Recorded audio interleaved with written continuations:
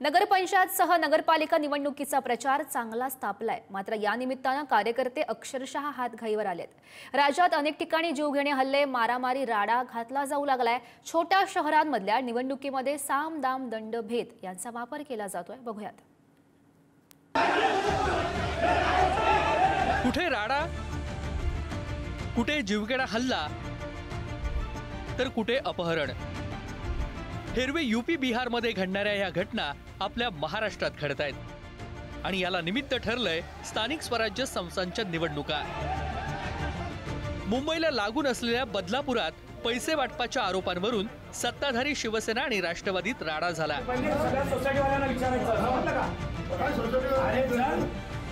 शांतीनगर भागात राष्ट्रवादीचे कार्यकर्ते मतदारांना खाकी पाकिटात 3000 रुपये देत असल्याची माहिती शिवसेनेचे उमेदवार तुकाराम म्हात्रे यांना मिळाली।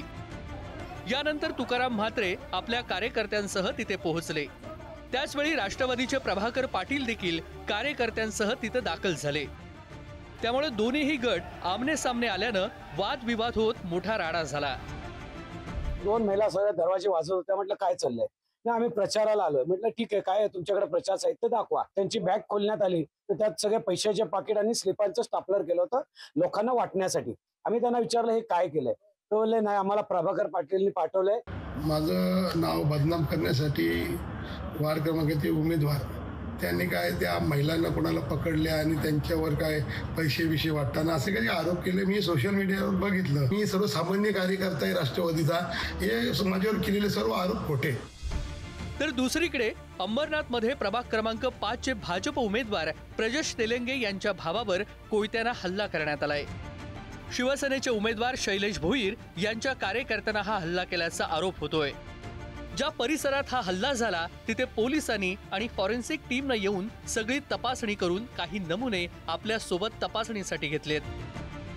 तो भाजपचा प्रचार करतोय, आमच्या विरोधात प्रचार करतोय। आम्ही तुम्हाला माहिती आहे का आम्ही कोण आहेत, आमच्याकडं किती मोठी यंत्रणा आहे, आमच्यावर केसेस होणार नाही, हे नाही ते नाही। कोणी कितीही जरी माझ्या प्रचाराला विरोध करायचा किंवा अडवण्याचा प्रयत्न जर केला तर मी कुठल्याही प्रकारचा प्रचार थांबवणार नाहीये। ज्याच्यावर हल्ला झाला सत्यम तेलंगे आणि ज्याने हल्ला केला तो साहिल वडनेरे। साहिल वडनेरा कोणत्याही प्रकारचा शिवसेना कार्यकर्ता नाहीये। हे जाणून बुजून विरोधकांनी केलेले आरोप खोटे आरोप आहेत। आम्ही शिवसेनेचे प्रामाणिक कार्यकर्ते आम्ही काम करतोय आणि पोलीस प्रशासनाला पुन्हा एकदा विनंती करतोय की जर हा जो हल्ला झाला याची खरी शहानिशा करा आणि ज्याने कोणी केलं असेल त्याला शिक्षा झालीच पाहिजे। अंबरनाथ मध्येच शिवसेना आणि काँग्रेसच्या उमेदवारांमध्ये हाणामारी झाली। यात शिवसेना उमेदवार सुनील सोनी जखमी झालेत। या प्रकरणी काँग्रेस उमेदवार मिलिंद पाटील यांच्यासह सुनील सोनींच्या प्रचार कार्यालयाची परवानगी रद्द करण्यात आली।